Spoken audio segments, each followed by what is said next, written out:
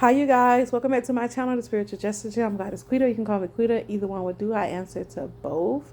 I just want to tell you guys about a dream slash vision that I had. I went to a meditative state and I was questioning God. Why is certain that who is the person standing in the way of this world healing, and why the division, and why the race? Who wants the demons to be here? And I wanted this one particular energy that's keep attacking me and my daughter. Particularly in my soul tribe. And so I asked God, and God showed me this image of this white man. He's in the music industry, and he was sitting at a desk. His stomach is huge. I don't know what his name is. I just seen him in his spiritual realm, and he was putting a needle in his arm. It could he be diabetic, or he could be on drugs. Either way it goes, he had a needle in his arm, and yeah, this is who I saw. I don't know who it is. The top of his head is bald, and the sides have hair is mixed with gray and like dark brown hair, or some kind of brownish grayish hair he had on the sides, and the top was bald. And he was in a suit. He was a big white dude. His stomach was huge, like how can it big can I get it? Like, I don't know. Almost like a beach ball big, probably a little bit bigger than a beach ball. And he was just huge, and he was sweating, and he was shaking, and he was so scared. And the God said, your enemies are scared of you. And I was like, God, what are you talking about? It was like, he's scared of you. So I don't know what this person did, or if he the one is petitioning these people or paying these people in the music industry to come against me. This is how to get their checks. I don't know if this is what's happening. I don't know. But he has something to do with a lot. Let's just put it that way. When it comes to my soul tribe getting attacked, and my child getting attacked, and my children and me getting attacked, he has a lot to do with a lot. And I said that to say this is because there's a lot of healing that's taking place. And I think this man's time is almost run out too. And now that is running out, and he see that he not winning, because I think like a couple of months ago he thought he was winning, and now he's not winning anymore, because I'm not attached to a false person anymore. So he's not winning, and so he sees that, and I think they're running scared now, or he's running scared, because it's the only person I saw in my vision. I don't know, there could be more. There's more people that he petitioned and paid to come against other people, even black people. It's a lot of music. It's a lot of people in the music industry that he pays. It's a lot of people that this is the guy who pays to have to for people to come against people. And I'm like, God, who was paying who? Like, what are you talking about? Because I used to get a lot of messages about he's paying them, he's giving them money, he's giving them employment by attacking you. Yeah, they can make music, but they don't care about the music. Anybody can get on here and make music now. They're paying them to attack you and then write music about it. And I'm just like, what? I didn't understand it at first, and I was just like, I just thought I was tripping. I'm not even gonna front. I thought I was tripping. And God said, no, you're not tripping, and it keeps coming up, keeps coming up. So we're gonna talk about it, because maybe some of y'all have spiritual gifts and y'all can figure out what's going on. You could be like, you know what I mean, you can go to God and just petition God about this person to stop, because either way, he clearly his stomach is huge. Either he's on drugs, which he's either way he's on his way out, or he's a diabetic, which he's on his way out. Because while I seen him at the desk, he was sitting there, I don't know if he was eating, but it looked like he was on his way out. And that's what God means by the meek shall inherit the earth, because people who are not meek tend to destroy themselves. People who are not the meek, I know the Bible said God will kill you, but it's not really talking. It's talking about the God in you, your own self. You're your own God. The God is within you, and if you can't reverence that God is love, and your God is the most low, then that's what you're gonna create: destruction, greed, and most of the time you're gonna do it to yourself, because you're a trick. We're meant to put here to love one another, to take care of one another, to we're not here to like pacify anybody addictions, but we're here to just spread love and light, to grow and to be better humans and to be better souls. So if we're not doing these things, then we're going against our nature. We're going against nature itself, and we tend to self-destruct when we do this. Even if I was the white guy and I was doing this, it's the same thing. God don't have no respect of person when it comes to this. Either you're going to serve the most high God and the most low, and people who serve the most low God and they're stuck in their lower selves, they are not the meek.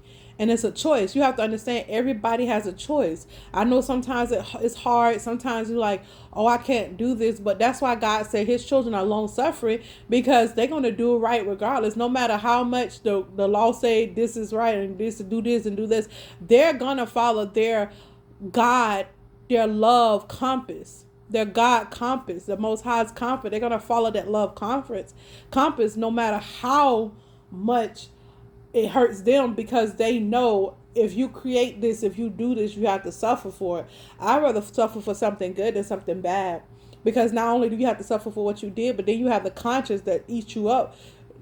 And not even that, is so much that goes along with doing low vibrational stuff intentionally when you can just did right the first time. I know a lot of us do had to bump our heads, but that's not what I'm talking about. I'm talking about when you intentionally do things to harm other human beings. We're not put here to be inhumane to no one. We're not.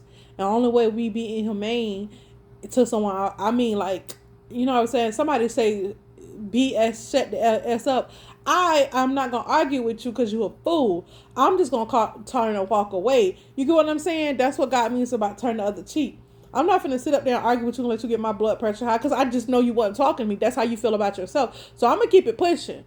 I'm going to keep it pushing. You feel me? What was I saying? Yeah. But that's an example of being meek, because you know that person wants to pull you into the conflict. And I don't like conflict. I don't get pulled in conflict easily. If I scream and yell at somebody, cuss somebody out, 9 times out of 10, they did more than enough to deserve it. You get what I'm saying? Because I don't just respond. I don't go off. It's just like this lady that is hitting my daughter on the bus, and she think I don't know. God let me know. When I went to go put my daughter on the bus this morning, because I emailed the school, the lady from the school, and I let them know what was going on. And I guess they told her, and she was like, she better not accuse me. She was already like talking out the side of her neck. And I did what I did every day. I spoke. I put my daughter on the bus, and I continue to be me. This is me remaining solid. This is me, even though they hurt my daughter. And you know, a lot of people, if they know even a slightest inclination that you did something to their kids, they will off you. I let God fight my battle, because my daughter is protected no matter what. And I let God fight my battle, because something bad gonna happen to her. And she was already like talking, popping out the side of her neck. If it was me and the shoe was on the other foot, and I know I didn't do nothing, because I don't believe in harming nobody's child. It's one thing to discipline a child. It's another thing to just do it intentionally. So I would have just been like, Miss Hamilton, they told me what you said or whatever, and I didn't touch your daughter. I just want you to know this and this is what happened, and I just want to clear everything up so it won't be no bad blood in between us. That's how I would have handled that. But that, her popping off all out of the side of the neck, already let me know that she was guilty, because she's ready to defend herself. If you didn't do something, if I didn't do something, I'm like, okay, this is lady, let baby. I know how people are about their baby. My conscience would be like, okay, let me approach Miss Hamilton, let her know, hey, your baby in good hands. Like, I didn't do anything. That's me. I keep the peace. That's how I would have handled that. But guilty people and people who are egotistical, who are in their lower selves, they tend to pop off at the side of their neck. They tend to want to run their mouth and prove a point to someone, when all you had to do was be meek, honey. All you had to do was be humble and understand that that's somebody's child, and she was just trying to protect her child and see where this behavior was coming from with her child. But not everybody think like that. The meek people who want to keep the peace do. And that's just a small example of what I'm talking about. This goes on to a greater extent and on different level. So another thing is, if you are part and doing spells and doing this stuff, and this guy is paying you, not all money is good money. And the meek people, they know that. They understand that. They know not all money is good money, and you can't pay them to come against somebody that did nothing to them.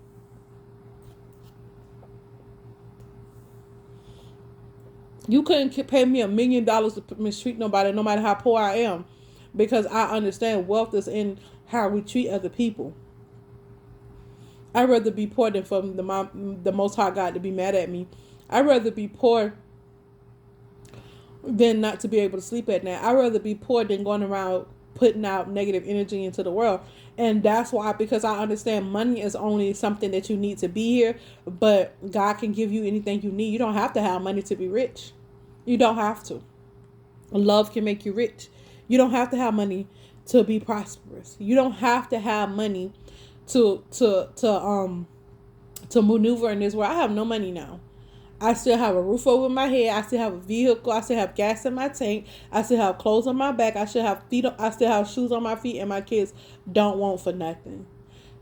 And I have no money. That's meek. That's meek.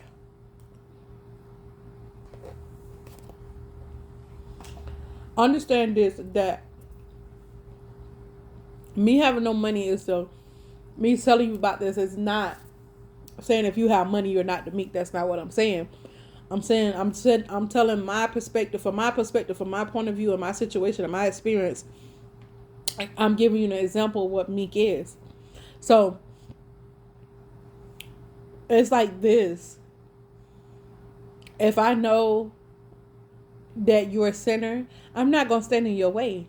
I like I told you about somebody that wanted to pick an argument with me and just want me to be in conflict. I'm not gonna sit there. I'm gonna let you can say, oh, she's stupid or she's scared. I'm not neither. I just know the God that I serve ain't gonna allow me to go through none of that. And it was just a test. And that person was projecting onto me how that person feel about themselves. So obviously they're in a conflict with themselves, and the meek knows that.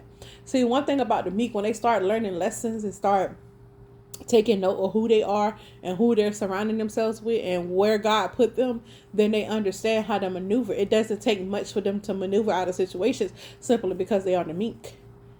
They hear from God. They have a heart. Their heart is full of love. That it doesn't take much for them to maneuver out of situations that the devil have put there to set them up to fail. See, God put them there to prosper, and the devil put them there to fail. Either your God side gonna rise up or your devil side. You get to choose how you react to people. I choose not to react to people how they think I'm gonna react, because that's not me. I want to show love in all situations. And when I can't show love, then that means I don't need to be in that situation. I need to go. It's always more like that old saying, is more than one way to skin a cat. Is like a cat got 9 lives. Is multiple ways of dealing with things. You don't have to always stoop down to a lower vibrational wave to handle some ish. That doesn't always. Sometimes it does require you to get on your ish and to cuss somebody out, but 9 times out of 10 it don't require that. If this young lady wasn't guilty of what I said she was guilty of, then she wouldn't have approached me that way. You get what I'm saying? And then you could tell that the bus driver and her knew what was going on, because they were already whispering. One thing about me, I'm good at reading energy, lips, and people body language. I am like an expert in that, and not because I want to. It's because I've been through too much to not know what it looked like. So that being said, you guys, understand what's going on. Understand that the meek shall inherit the earth, and God mean what he said. He mean what he said. He never took. One thing about God, he ain't never not meant what he said. He ain't never took back what he said. He said what he said, and that's it. That was it. He ain't need no period after it. He ain't need no explanation. He said what he said. That's why the word of God gonna always reign, no matter how they switch it up or how they try to brainwash us to believe it. If you're wise enough and you're understanding enough, and you got enough love in you, God will awaken you. You will awaken and see things for yourself. You don't. That's why people say I awakened on my own. It didn't take trauma. Some people didn't take trauma. It just took them to have enough awareness of how much love they had for other people to be like, nah, that's wrong. It's just an internal guide of love. If you have love within you, within yourself, then you have God with you. And that's all you need. That's why God said all it takes is a mustard seed. But there's so many people around here that are being energetically, how can I say, drawn from, taken from, that they don't even have enough to go around. They don't have no love for themselves. And that mustard seed just don't exist within them, because every time they feel a little something or get a little, it's automatically drawn, because they stay around people that don't mean them no good. And so they can't see no way out. See, I was around people that didn't mean me no good, but I always saw a way out because I was always full of love. I always knew, okay, if I stay with this in this situation, it's gonna cost me a lot. It's gonna cost me what I ain't willing to give up. So I left. I was easy. It was easier for me to cut those people out. It wasn't easy, but it was easier to cut those people off when I see that they were going to be my downfall. People, places, things, foods, family members. I had to cut all that off. Lovers. I wasn't always a saint, and I'm never a saint. I'm always a sinner first, and then I'm a saint. God, the one that washes me clean. God, the one that wipes my slate clean, not me. I'm always a sinner first, and then a saint. So that being said, you guys, I'm out. Peace.